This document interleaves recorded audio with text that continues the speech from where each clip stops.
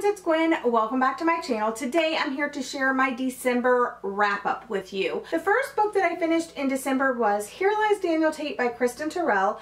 I rated this book 5 stars. I did a whole 5 reasons why you need to read this book. Not enough people are reading this, and it's so good. There's so many layers to the story, including the characters and the family and the secrets and just the whole con artist, like someone impersonating someone that they thought was dead, and like, you know, it's so interesting. So I will link that video for you down below so you can check it out, but definitely pick up this book if you missed it in 2017 because it blew me away. The second book that I finished in December is Warcross by Marie Lu. This is the first time I have read a Marie Lu book. I know that she's written a couple of other popular books, but this is the first one I read. I received this in my Upperkey subscription box, and the best way that I can describe this is a near future Hunger Games without death, but it's a game, like a video game instead, but a virtual reality video game, and nobody dies, maybe. But anyway, I thought this was super cool. I loved the setting, I loved the characters, and it just like, from page 1, it's just like go, go, go, go, go. Then I picked up and really enjoyed Turtles All the Way Down by John Green. I'm gonna say this is my second favorite book by him, Looking for Alaska being the first. I know that's probably an unpopular opinion, but this is kind of an own voices account of like OCD, thought spirals, anxiety, and I loved how it was done. It's so quotable. Again, I have a video coming up in a couple of days of 5 reasons why you need to read this one. So once that video is available, I will have it linked down below for you as well. This one I picked up is Stalking Jack the Ripper by Kerri Maniscalco. This is something I probably would not have picked up if I wasn't on the panel of YA BookTube Award judges for the thriller mystery category. The second book in this series, or duology, I'm not really sure. I don't know that much about it. So I went ahead and picked these up because they're pretty popular here on BookTube, so a lot of people are voting for them. So I read this, and I kind of have this fascination with Jack the Ripper. I always have. I've read several books about Jack the Ripper, Finding Jack the Ripper. Patricia Cornwell wrote a book about Jack the Ripper and Finding Jack the Ripper. It's just one of those things in history that I'm like so interested in, because if you don't know, for the longest time I wanted to be a defense criminal lawyer, and a lot of the forensics and stuff like that kind of fascinated me. So this was not like what I thought it was gonna be.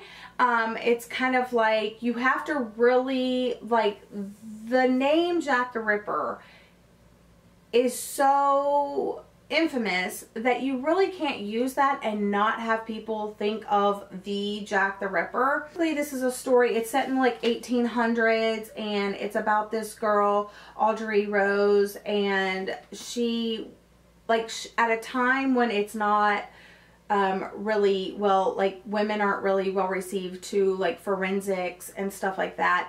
She works in her uncle's laboratory, and these murders start happening, and her and one of her uncle's students starts like investigating and stuff like that. It was good. It just, if they would have taken the Jack the Ripper name off of it and maybe called it, you know, Stalking whatever, or like, I don't know, just having the Jack the Ripper name on it is, I think, what threw me off. Okay, I really loved this part on page 144. It said, "Wield your assets like a blade, cousin. No man has invented a corset for our brains. Let them think they rule the world. It's a queen who sits on that throne. Never forget that. There's no reason you can't wear a simple frock to work, then don the finest gown and dance the night away. But only if it pleases you." So I really liked that. I liked the feminist undertones and like the girl power undertones. I just didn't like the whole Jack the Ripper name attached to this. I rated this one 3 stars because overall I was just underwhelmed. Jack the Ripper is one of my all-time favorite curiosities. and this took a long time to get into. The writing was annoying because one minute I'm loving the description and the next it's gone overboard. The plot moved so damn slow and so much of the story seems useless to the point of the story. I did love Audrey, the main character, and Thomas. The flirting was a delight. Audrey is, oh yeah, that was the other thing. So in this story, like when I was reading it, I was just 100% assuming that she was a white female character, because if you look at the cover, this character on the front has brown hair and very pale skin and this bright red lip. So I was just assuming that this was Audrey Rose, but the way she's described in the book, she's of like Indian heritage, and she has black hair and all of that. So if she's a woman of color, yet somehow there's this white woman on the cover, who the heck is that? And then, so the whodunit aspect was easy enough to figure out. Of course, you're just reading to confirm your own theories. So that's kind of what I got going into this. I kind of had an inkling kind of all along of the whodunit aspect, and like I said, you're just reading it to find out if you were right, and I was, so it is what it is. But yes, I read this 3 stars, and I would have not been moving on to the second book in the series, but I have to for the YA BookTube Awards, taking one for the team. Next book that I picked up though, I got one of those 30% off coupons that Barnes & Noble sends you, and by the way, Barnes & Noble, I felt really bad having to go there on Christmas Eve, but you gave me a coupon that I could only use that day, and I needed to use it. So I went in, I went to like the very front section where it was like, they kind of have like more popular books. Anyway, a long story short, they had this sitting out there, and the cover alone kind of drew me in because of like the colors and the size and stuff like that. But this is The Stranger in the Woods, The Extraordinary Story of the Last True Hermit by Michael Finkel. And this is a true story about this man named Christopher Knight, who lived for almost 3 decades in the woods in Maine, totally secluded. He didn't live with anybody. He had no internet. He had no like phone. He never made a phone call. He never interacted with anyone except for like maybe 2 different instances. He didn't really interact. One, he said hi to people, and one, someone shouted something to him, but he didn't say anything to them. But basically, he took off one day and drove his car out, parked it, left the keys, and like started hiking until he felt comfortable. And he found one place, and I think he only stayed there for like a couple days, and then he decided that wouldn't work, so he hiked some more. Then he found this plot of land and stuff like that. But it's basically in Maine, like halfway up, not as far as Moosehead Lake, but the next main lake, which is North Pond and Little North Pond. There's this whole set of cabins around the pond, and then his camp was just like maybe a 3-minute walk away from that. And you're thinking, well, obviously someone had to have seen him in all that time and stuff like that. If you go on YouTube and you like type in Christopher Knight, or you type in, like, you'll find like video about his camp, video from his trial, like you'll see stuff about him. But like I can't, like I was so invested in like what happened next. Overall, I was just totally interested, like, why did he do it? Tell me more about your day-to-day life. But I guess in Maine, the reason why he got caught, and this is a whole story, is because, of course, the land that he was living on for these 3 decades was not his own. It was actually this one lady's that had a whole bunch of property, and he was just basically, you know, crashing on her land. But not that after it came out that he was there, like, she didn't mind. She was like, he could stay there for all I care. But the problem with his whole thing is that he was stealing. He said over 1,000 burglaries over these 30 years, which if you think about it, it's really not that many. But he wasn't stealing TVs and money and cars and jewelry and stuff like that. He was taking food and books and flashlights and batteries and like stuff that he needed to survive, which is still stealing. And I'm not here to debate any of that, but it's just so interesting. It's such an interesting story about just how someone can just up and leave, and like, I don't know, it was so interesting. Okay, so the one downside of this story is I wasn't as interested in the debate if he was a hermit or not. And that's what it seemed like with all the facts thrown in about different dynasties or different religions or different things like that. I wasn't interested in that debate. And it seemed like, I guess, for the people of Maine and, you know, the judicial system and maybe people involved in this case, I guess that was like a thing. Like, was he a hermit? And I guess they were trying to, you know, I don't know. To me, I don't care if he's a hermit or not. Like, by definition, I really don't care. And there's this whole hermit website that you can go to. But unless you're like a real hermit, you don't have insight into like the real depths of the website. So I haven't even checked it out, even though I am tempted.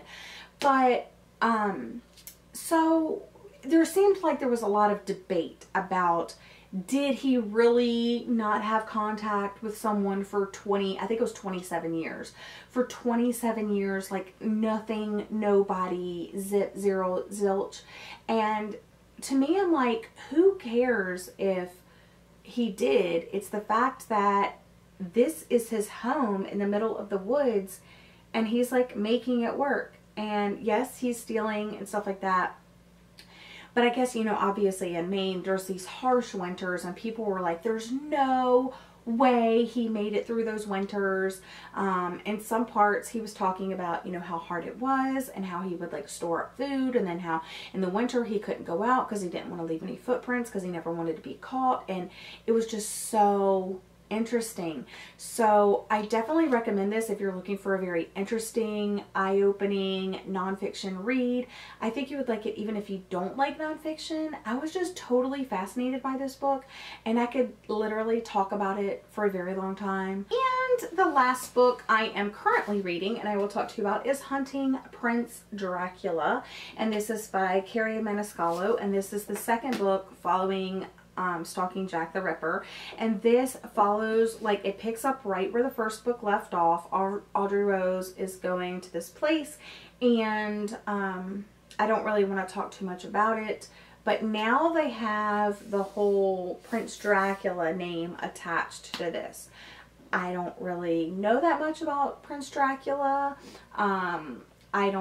He's not one of my like main curiosities, but I have a feeling it's going to be very much like the first and not Prince Dracula. So I like the characters. I like the feminist undertones. There's something off with these that I'm just not enjoying them so much. I haven't decided if it's the writing or if it's the attaching of the, you know, like this infamous name to the story, or what it is, but there's something about it I just don't like. The feminist undertones, page 90, I would not be treated as if my mind were inferior because I had been blessed with the ability to bear children. Yes, girl. So anyway, I do like that aspect of it, but there's something about the story, because I like the characters, it's the story. I don't know. Anyway, that's what I'm currently reading, so I will talk to you more about this in my January wrap-up. I had to pick a favorite. Even though I gave 5 stars to Here Lies Daniel Tate, I would definitely say without a doubt that The Stranger in the Woods was my favorite book of the month, just because this is the one that, I mean, I'm thinking about a lot of these books. I'm definitely thinking about this one. I'm thinking about these for the YA Booktube Awards. I'm definitely thinking about this. I did do a review of this, so that's also available on my channel, and obviously this because it was 5 stars and it was so interesting, but also because Kim Savage has a new book to release in the new year called In Her Skin, and it's basically the same story, but the girl is the con artist and impersonates someone in a rich family. So yeah, so that one's kind of like on my mind. So I'm definitely thinking of all these books, but this one is just like sticking with me because I'm like researching stuff on Google. I'm watching these videos on the internet, and I'm just so fascinated, you guys. But anyway, that's all for today's video. Let me know if you have read any of these books and what you thought. If you want to read any of them, But I hope you're all having a lovely day. Happy New Year, you guys. I hope we all have a wonderful 2018, and I'll see you guys in my next video. Bye.